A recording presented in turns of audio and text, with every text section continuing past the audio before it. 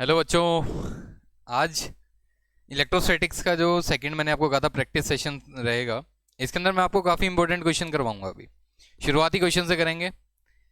एक Q charge से are distance पे पोटेंशियल कितना था, के क्यू बाई आर। और अगर माइनस क्यू चार्ज की बात करें और उससे आर डिस्टेंस पे पोटेंशियल की बात करें तो कितना था, माइनस के क्यू बाई आर। अब एक क्वेश्चन है, मेरे पास एक स्क्वायर है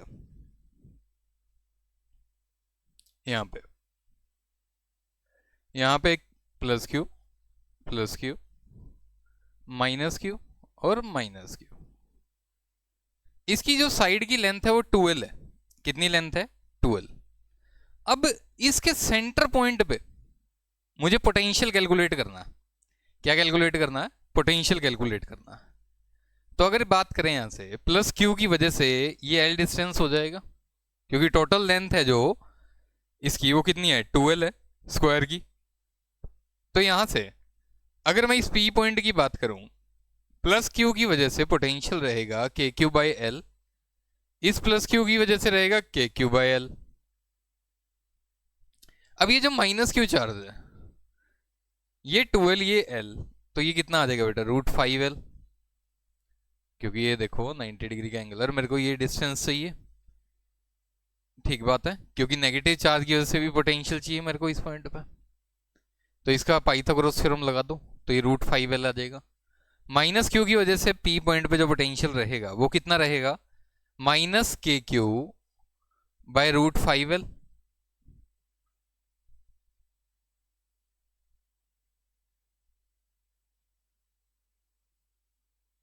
माइनस के क्यू बाय √5L।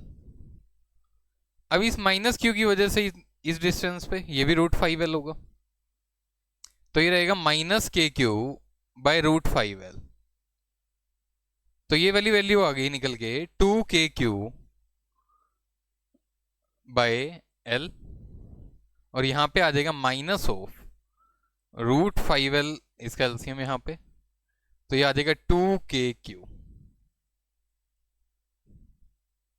ठीक बात है, 2KQ बाय L, और यहां से माइनस अगर मैं कॉमन लूं तो 2KQ बाय √5L।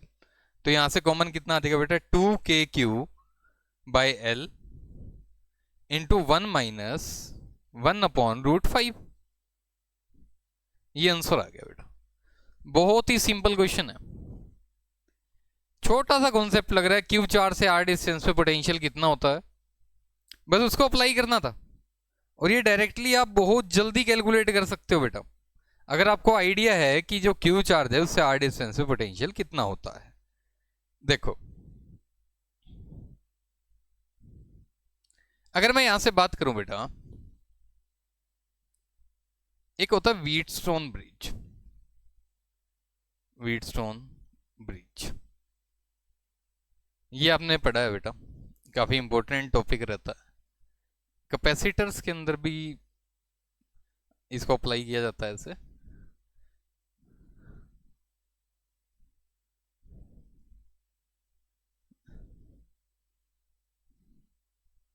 ये पॉइंट ए, ये पॉइंट बी,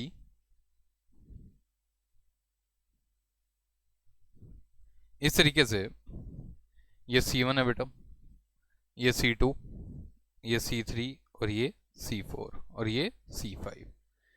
अगर C1 by C3 if C1 by C3 is equals to C2 by C4, अगर ये वाली कंडीशन होगी कि C1 by C2 is equals to C1 by C3 equal to C2 by C4, अगर ऐसा होता है तो ये वाला जो पॉइंट है और ये जो पॉइंट है इस सर्किट का, ये सेम पोटेंशियल पे रहते हैं। ये पॉइंट लेट से P नाम दे दो, इसको नाम दे दो P, और ये Q। देन अगर ये कंडीशन है तो क्या रहेगा, potential of P is equal to potential of Q। अगर C1 by C3 equal to C2 by C4 है तो ये दोनों पॉइंट सेम पोटेंशियल पे होंगे, और अगर ये सेम पोटेंशियल पे होंगे तो ये वाला जो कैपेसिटर है आपका, ये अनअफेक्टिव हो जाएगा। और आप इसको इजीली रिमूव कर सकते हो बेटा, बिल्कुल इजीली रिमूव कर सकते हो।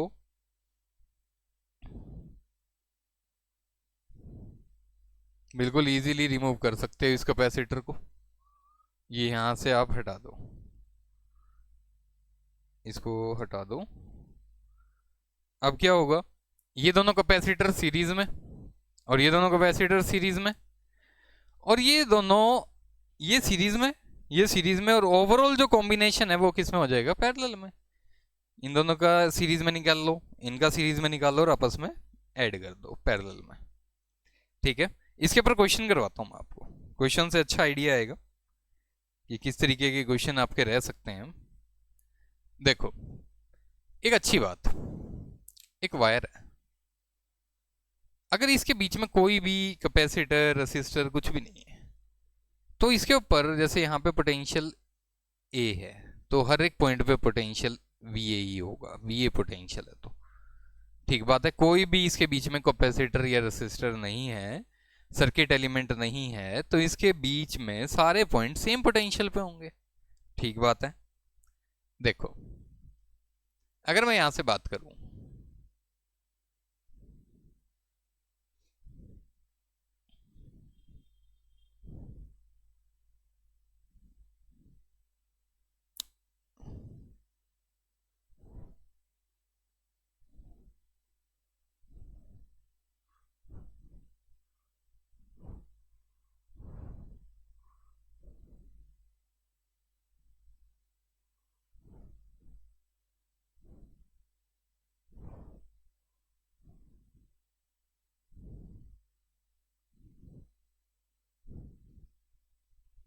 देखो, this one is 5 microfarad, 5 microfarad, 10 microfarad, 5 microfarad, 5 microfarad, ये क्वेश्चन है। और ये पॉइंट ए और ये पॉइंट बी, आपको इक्विवेलेंट कैपेसिटेंस निकालने के लिए बोल दिया बिटवीन ए एंड बी। आपको इक्विवेलेंट कैपेसिटेंस निकालने के लिए बोल दिया between A and B, between A and B. तो देखो इसको कैसे करेंगे।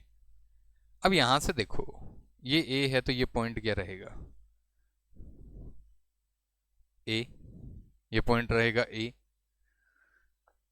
ये ए है तो इधर से देखो ऐसे गए, इस पॉइंट को नाम दे दो आप सी, ठीक है।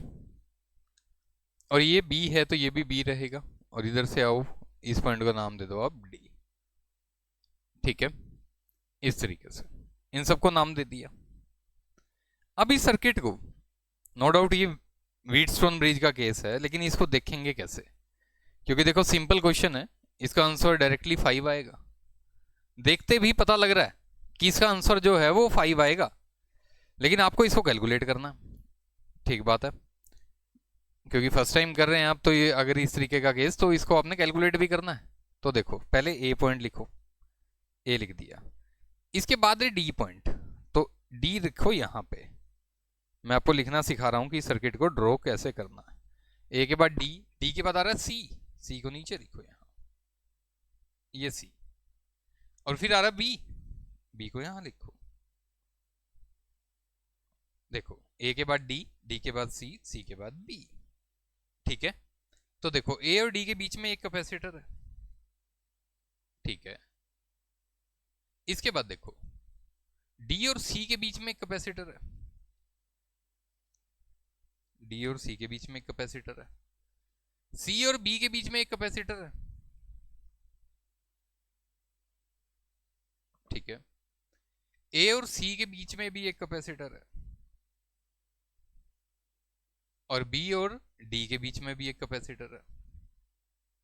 अब देखो ये सारे कितने कितने के हैं, 5 5 के, और ये वाला बीच में कितने का है, 10 का।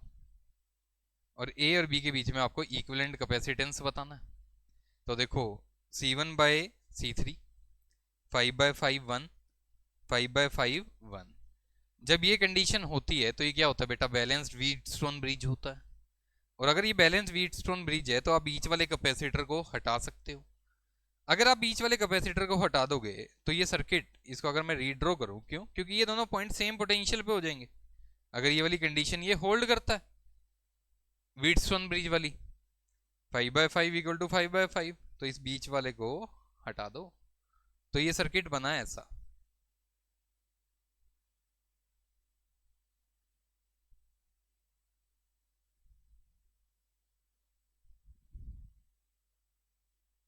ये सारे 5/5 के हैं बेटा, ठीक है।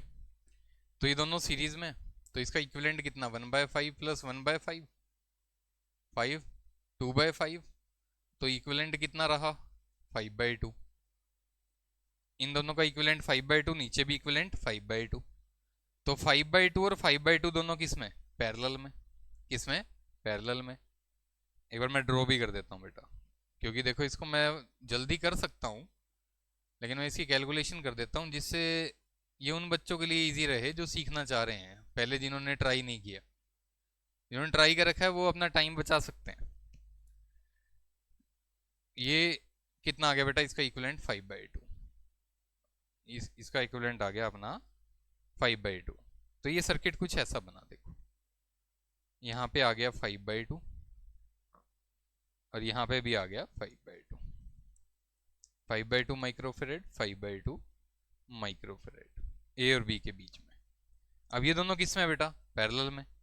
तो पैरेलल में है तो इसका इक्विवेलेंट कितना आएगा, 5/2 प्लस 5/2, तो आंसर कितना आ रहा है बेटा, 5 माइक्रोफेरेड।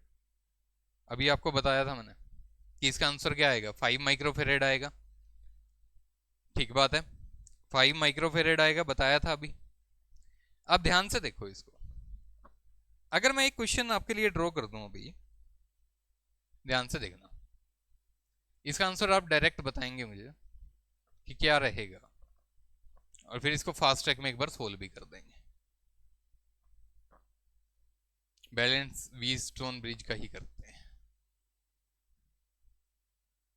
देखो ये पॉइंट ए, ये पॉइंट बी, ये है 6 माइक्रोफेरेड, 6 माइक्रोफेरेड, 20 माइक्रोफेरेड, 6 माइक्रोफेरेड और 6 माइक्रोफेरेड। तो बेटा इसका आंसर क्या आएगा, directly 6 microfarad. Valence Wheatstone bridge का केस है और इसका आंसर कितना आ जाएगा, 6 आ जाएगा। ये आप शॉर्ट ट्रिक की तरह भी याद रख सकते हैं। देखो अगर मैं इसको फास्ट ट्रैक में सोल्व करूं, तो अभी आपको बताया था मैंने, ये ए है, इसके बाद ये ए है, इसको नाम दो सी, बी है, ये भी बी पॉइंट होगा, और इसको नाम दे दो डी। तो इसका कैसे ड्रॉ करते हैं, पहले फर्स्ट पॉइंट ए है, ए को लिखो, ए के बाद क्या है डी, डी, डी के बाद क्या है सी, यहाँ सी, सी के बाद क्या है बी, यहाँ बी। तो ए और डी के बीच में एक कैपेसिटर लगा दिया, डी और सी के बीच में एक कैपेसिटर ये लगा दिया, सी और बी के बीच में एक कैपेसिटर ये लगा दिया, ए और सी के बीच में एक कैपेसिटर ये लो, और बी और डी के बीच में भी एक कैपेसिटर ये लो। ठीक है बेटा, ये लगा दिए। अब देखो ये सारे कितने कितने के, 6 6 6 6, और ये कितना 20, तो C1/C3 इक्वल टू C2/C4, तो ये बीच वाला क्या हो जाएगा, अनअफेक्टिव। तो ऊपर 6 और 6 किस में बचे, सीरीज में। 6 और 6 किस में बचे, सीरीज में, तो उनका इक्विवेलेंट कितना आएगा बेटा, 3। कितना आएगा, 3। और इधर भी दोनों 6 और 6 किस में हो जाएंगे, सीरीज में, क्योंकि ये बीच वाला तो हट जाएगा। तो ये कितना हो जाएगा, इसका 3 आ जाएगा इक्विवेलेंट, और 3 और 3 दोनों किस में होंगे, आपस में पैरेलल में, तो इसका आंसर कितना आ जाएगा बेटा, 6 माइक्रोफेरेड। कितना आ जाएगा, 6 माइक्रोफेरेड आ जाएगा। देखो ध्यान से,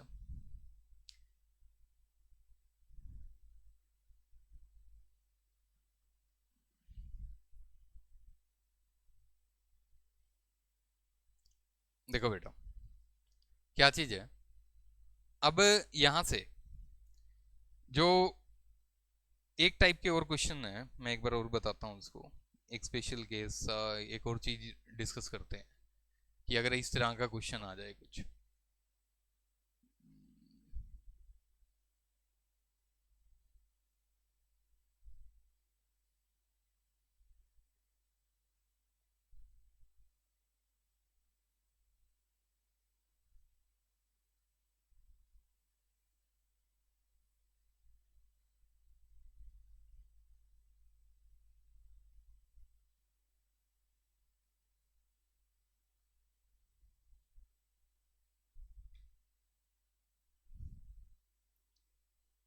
देखो ये क्वेश्चन है बेटा, आपको इक्विवेलेंट कैपेसिटेंस बताना है between A and B, between A and B. तो किस तरीके से इसको अप्रोच करेंगे, किस तरीके से इसको अप्रोच करेंगे देखते हैं।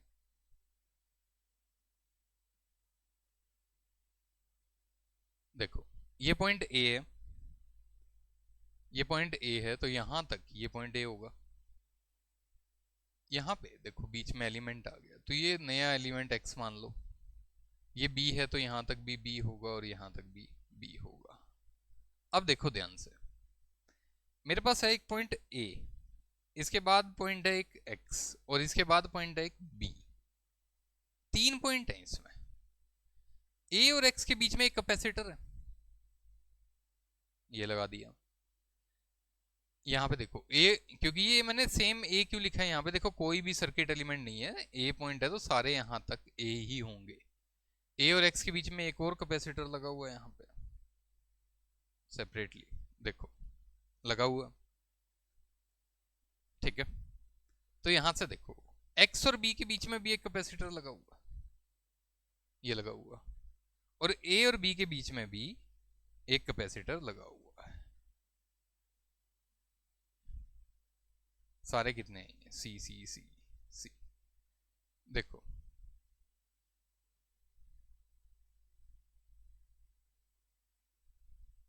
देखो ध्यान से इसको, ए और एक्स के बीच में दो कैपेसिटर हो गए, सी और सी, 2C, कितना बेटा 2C, दोनों पैरेलल में 2C, 2C और C किस में बेटा सीरीज में, तो इसका इक्विवेलेंट कितना आएगा, इसका इक्विवेलेंट आएगा 1/2C,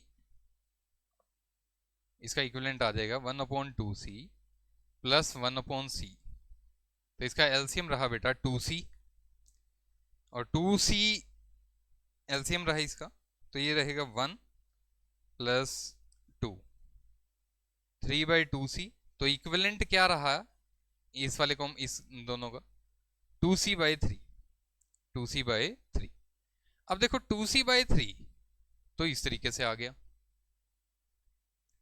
इन दोनों का इक्विवेलेंट कितना आया था बेटा 2C, और इस C इसका कितना इक्विवेलेंट आया 2C/3, और ये C के साथ किस में है बेटा पैरेलल में, तो इसका इक्विवेलेंट कितना हो गया बेटा, दोनों को ऐड कर दो, 2C/3 2C/3 प्लस C, तो इसका आंसर आ जाएगा बेटा 2C प्लस 3C, तो ये आंसर आया अपना 5C/3, 5C/3, ये आंसर आ जाएगा 5C/3 आंसर आ। ये देखो ये इस टाइप का क्वेश्चन था बेटा। अगर आपके पास इक्विवेलेंट कैपेसिटेंस निकालने का केस आता है तो कुछ नई वैरायटी आती है, तो ऐसे क्वेश्चन आपके आ सकते हैं, तो आप उनको देखिए इनको और अपने आप को प्रिपेयर कीजिए, क्योंकि आपको हर टाइप के क्वेश्चंस जो आ सकते हैं एग्जाम में नए, वो भी आपको प्रोवाइड किए जा रहे हैं अच्छे से, ताकि आपकी तैयारी अच्छे से चलती रहे बेटा और आप अच्छा स्कोर कर सकें। ये आगे यहां तक देखो, इसके बाद अगर आगे बात करें, आपको मैंने एक केस बताना है अभी कि एक स्फेरिकल कंडक्टर है, क्या है स्फेरिकल कंडक्टर है, इसके ऊपर क्यू चार्ज है, कितना चार्ज है क्यू, स्फेरिकल कंडक्टर है, इसके ऊपर क्यू चार्ज है, और अगर मैं बात करूं इसके ऊपर पोटेंशियल, इसका रेडियस आर है, तो इसके सरफेस पे पोटेंशियल कितना होता है बेटा k⁴/r, और इसके अंदर भी हर एक पॉइंट के ऊपर, ये कंडक्टिंग स्फीयर है बेटा, होलो शेल, होलो कंडक्टर, किसी भी तरीके से बोला हो, क्यू चार्ज है इसके ऊपर, इसके सरफेस पे एक पोटेंशियल होगा k⁴/r, और इसके अंदर हर एक पॉइंट के ऊपर जो पोटेंशियल की वैल्यू रहेगी वो भी रहेगी k⁴/r, अंदर किसी भी पॉइंट की बात कर लो सेम पोटेंशियल रहने वाला है। और अगर कोई पॉइंट बाहर आ जाए, लेट से यहाँ पे कोई एक पॉइंट आ गया P, जो इसके सेंटर से r डिस्टेंस पे है, तो इस P पॉइंट पे पोटेंशियल कितना होगा k⁴/r, k⁴/r, स्मॉल r आ जाएगा, और इसका ग्राफ जो रहता है बेटा पोटेंशियल वर्सेस r का, वो क्या रहता है आपका, पोटेंशियल की वैल्यू के क्यू बाय आर होती है जब तक small R equal to capital R हो जाए। इसके बाद इस तरीके से इनवर्सली प्रोपोर्शनल टू आर बाहर के लिए, जैसे ही आर ग्रेटर देन जो आर बाहर आ जाएगा सरफेस से, तो इनवर्स रिलेशन है पोटेंशियल का, इनवर्स रिलेशन। तो ये आपका ग्राफ बनता पोटेंशियल वर्सेस आर का। ठीक बात है। इसके ऊपर एक क्वेश्चन देखेंगे बेटा कि इस कॉन्सेप्ट का एप्लीकेशन कैसे कर सकते हैं हम। देखो देखो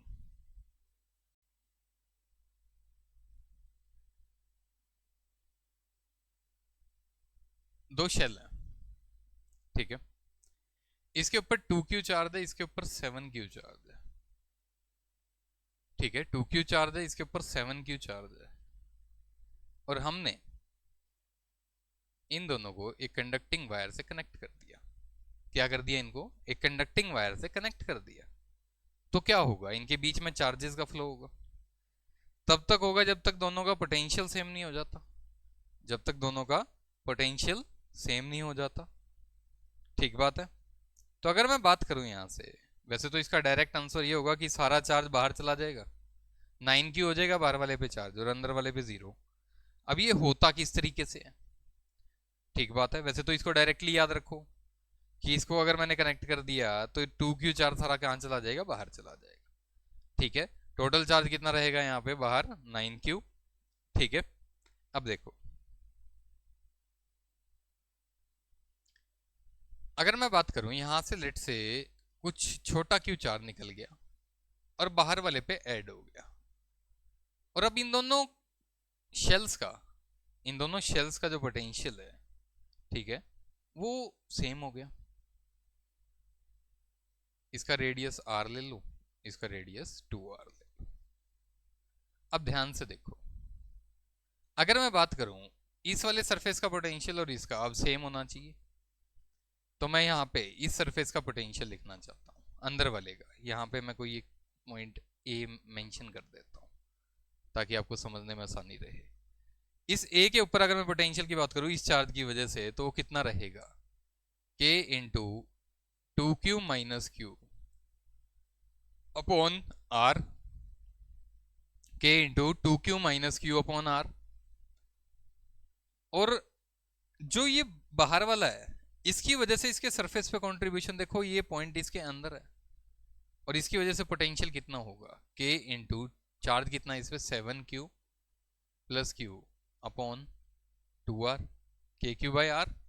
इसके अंदर है ये, और अभी मैंने आपको बताया था कि जितना पोटेंशियल इसकी वजह से इसके सरफेस पे होगा उतना ही अंदर हर एक पॉइंट पे भी होगा। ये लिख दिया ए पॉइंट पे पोटेंशियल। और अगर मैं यहां से बात करूं, यहां पे एक पॉइंट ले लो बी, इसका पोटेंशियल लिखें तो इस 7Q प्लस क्यू के लिए K into 7Q plus Q upon 2R। ठीक बात है, इसका रेडियस 2R है, KQ बाई आर से तो ये वाली वैल्यू लिख दी। ठीक है, तो देखो इस चार्ज के लिए ये डिस्टेंस कितना हो गया? 2R हो गया। कितना हो गया? 2R। आउटसाइड हो गया ये पॉइंट, ये बी पॉइंट इस वाले के लिए क्या हो गया? आउटसाइड। और कितना डिस्टेंस है ये? 2R। तो वैल्यू क्या रहेगी? K into 2Q minus Q, 2Q minus Q upon 2R, ये वैल्यू रहेगी। अब इसको ध्यान से देखेंगे,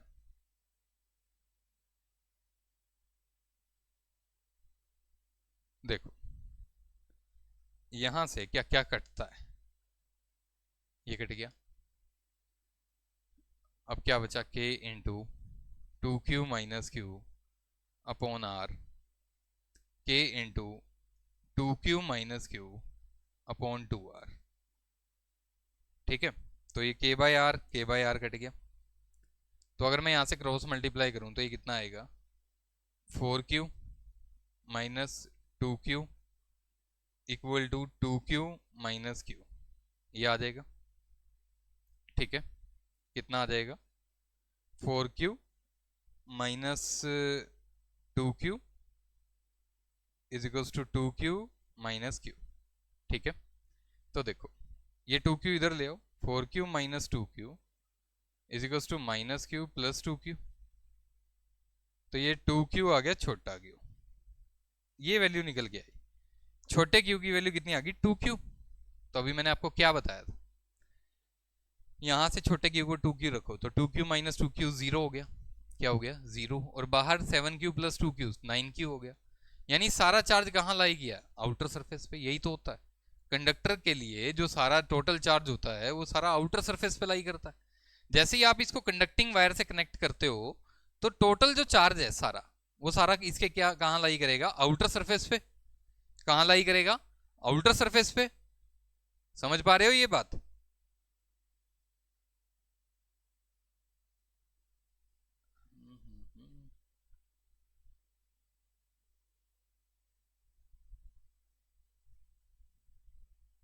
ठीक है, देखो ये वाली चीज आपको समझ आ गई होगी। इसके बाद एक और चीज देखते हैं, देखो एक और टाइप के क्वेश्चन अगर यहां से देखें तो यूं रह सकता है।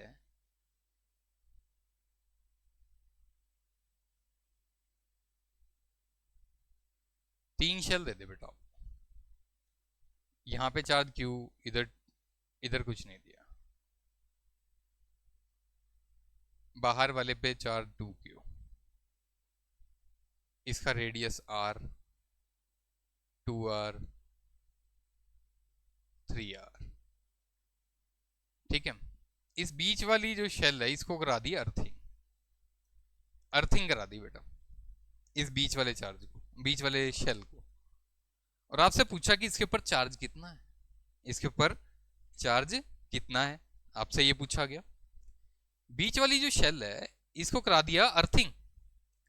अब जैसे ही आप अर्थिंग करवाते हो तो आपके माइंड में एक चीज रहती है, क्या, चार्ज 0। ऐसा मत सोचना, क्या रहेगा देखो। अगर इसको मैं अर्थिंग कराता हूं तो इसका पोटेंशियल क्या रहेगा 0, क्योंकि देखो अर्थ का पोटेंशियल 0 होता है। इसके सारे पॉइंट का पोटेंशियल कितना हो जाएगा, इक्वल टू 0। लेकिन चार्ज 0 नहीं होगा, क्यों, क्योंकि देखो इसके ऊपर बाहर 2q और q है, इसके ऊपर कुछ ना कुछ चार्ज है जिसको ये बाउंड करके रखेगा।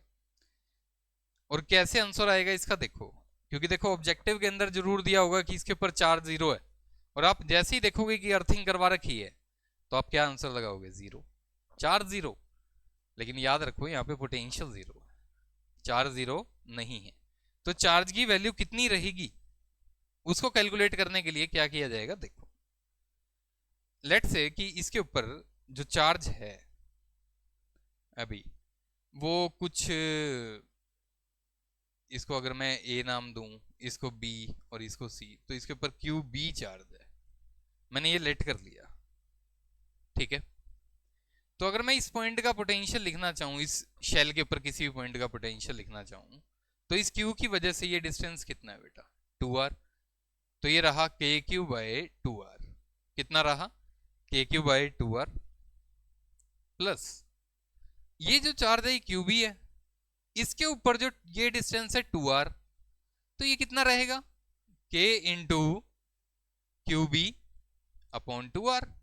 अगर इसके ऊपर चार्ज है तो के क्यू बाय आर, रेडियस इसका 2r है, प्लस प्लस बाहर वाले शेल की वजह से 2q चार्ज है, तो इसके अंदर अगर कोई भी पॉइंट है तो पोटेंशियल कितना होगा, के क्यू बाय 3r। सो गलत है ये, के क्यू बाय 3r नहीं होगा, ये क्या रहेगा, के क्यू, के इंटू क्यू कितना है इसके ऊपर 2q, के 2q बाय 3r। ये जो नेट पोटेंशियल आया है इस पॉइंट के ऊपर वो इक्वल टू क्या होगा बेटा, 0। वो इक्वल टू क्या रहेगा, 0 रहेगा। मानते हो ये बात, क्योंकि इसके ऊपर देखो क्यू चार्ज था, इससे अगर 2r डिस्टेंस पे बात करें तो पोटेंशियल के क्यू बाई 2r। सही बात है, बहुत ही आसान है। और इसके ऊपर क्यू भी है तो कितना होगा, के क्यू बी बाई 2r। और बाहर वाले 2q के लिए ये अंदर आई पॉइंट, तो k into 2q by 3r equal to 0, equal to 0। तो यहां से क्या कॉमन आ जाएगा, एक काम करो यहां से k बाय r को कैंसिल कर दो, पूरे से कैंसिल कर दो k बाय r को, तो ये वैल्यू बची q by 2 plus Q B by 2 plus 2q by 3 equal to 0। इसका एलसीएम कितना बेटा? 6, 3q 3qb plus 4q equal to 0। तो ये जो वैल्यू यहां से निकल के आई है क्या रहेगी? देखो ये जो वैल्यू निकल के आई है यहां से क्या रहेगी? देखो 7q plus 3qb equal to 0। और अगर यहां से qb की बात करें तो ये वैल्यू रहेगी -7q/3 -7q/3 ये वैल्यू रहेगी। अब एक बात देखो, इसके ऊपर कितना चार्ज आया बेटा? Net charge negative.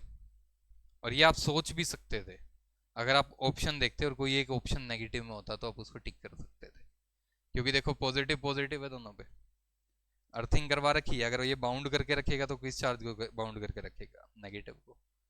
तो ये आंसर -7q/3 आएगा। अगर आपसे चार्ज का मैग्नीट्यूड पूछ ले तो ये आंसर होगा, ठीक है। और आपको मैंने इसके अंदर ये बताया कि इसका पोटेंशियल 0 होगा, चार्ज 0 नहीं होगा। इसको भी आपने ध्यान रखना है।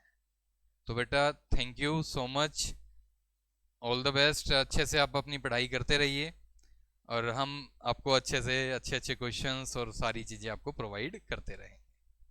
Okay, thank you.